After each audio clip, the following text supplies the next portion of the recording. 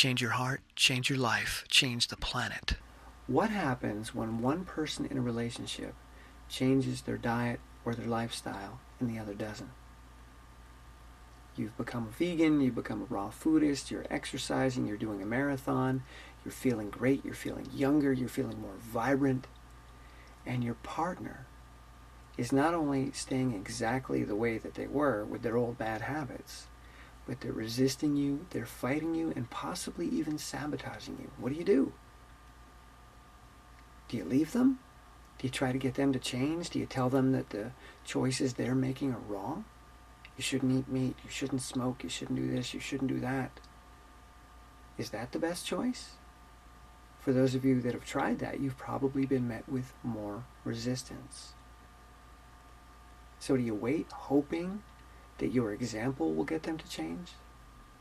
And put things in front of them, put food on the table, put books on the table, run around telling them how amazing you feel, come in from a long run and saying, wow, I feel like a kid again. How are you doing, honey? Is that what you should do? Or should you leave them? Clearly they're not right for you. You've moved on, you've changed, and they haven't. They're stuck in the mud. I want you to consider something.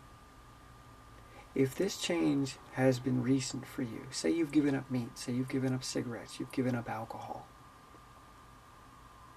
that's a relatively new you. There was a long period when you were doing those things, where you were eating junk food, you had a soda habit, you had an alcohol habit, whatever it might have been, but it was a regular part of your life. And maybe that's when you met your partner. And what do we want when we meet a partner? What do we want when we enter a romantic relationship? Do we want to be judged? Do we want to be made wrong? Or are we looking for someone that supports us, that gets us, that accepts us, that welcomes us as we are and celebrates us? Someone that I can have fun with as me. I don't have to change anything. I feel great with this person. I can just be me and they get it. So that person got you, accepted you when you had those bad habits. And you accepted them and got them when they had those bad habits.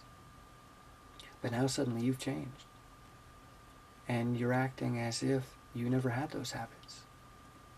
And what you accepted in them before, you no longer accept. What you loved them for before, you no longer love them for.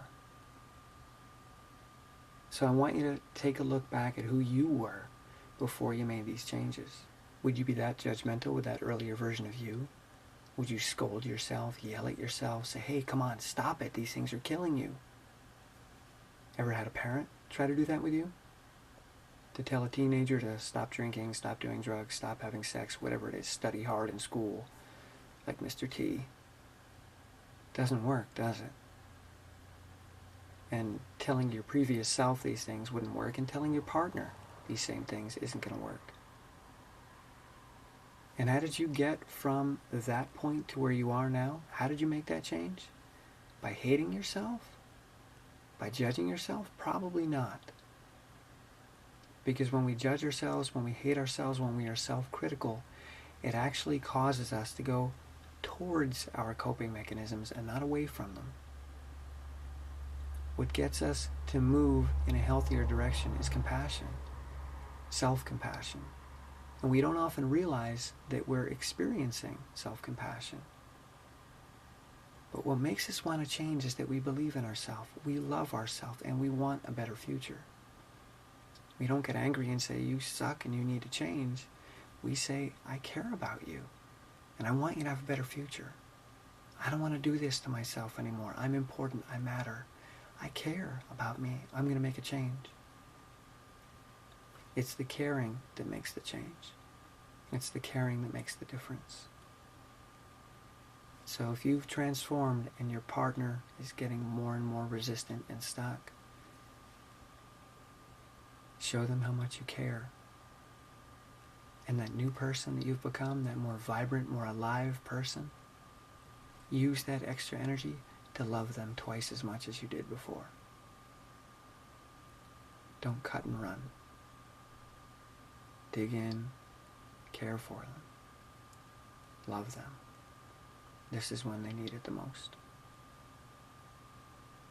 I hope that's of value. I love you. See ya.